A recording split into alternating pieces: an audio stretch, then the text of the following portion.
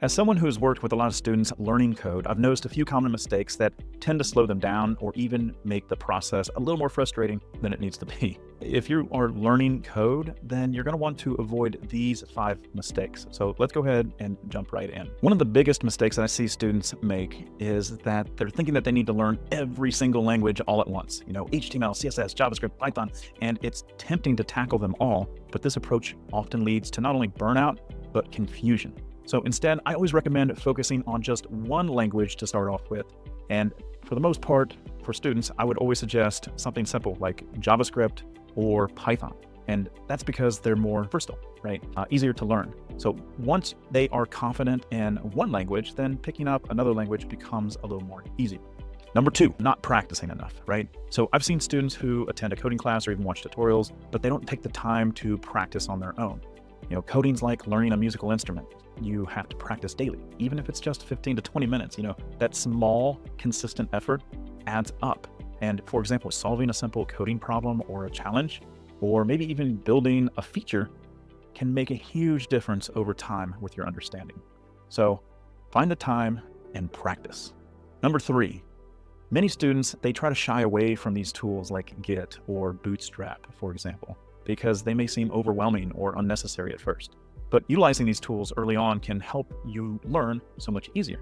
Git will help you manage your projects, while frameworks like Bootstrap will speed up your UI development, so that way you can focus on more the core logic concepts in your app. And so I always encourage my students to embrace these tools as soon as possible. Number 4, diving into code without a plan, right? So another mistake that I see students do is jumping right into writing code without a clear plan. This usually leads to messy projects. They're harder to not only fix, but to understand as well.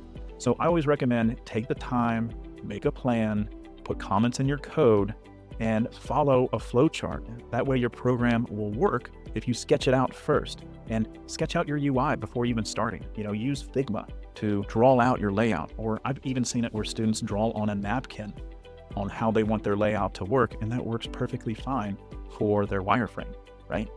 So that would be diving into code without a proper plan. Number 5, lastly, my students will always try to compare themselves or compare their progress to other classmates or even people that they see online, right?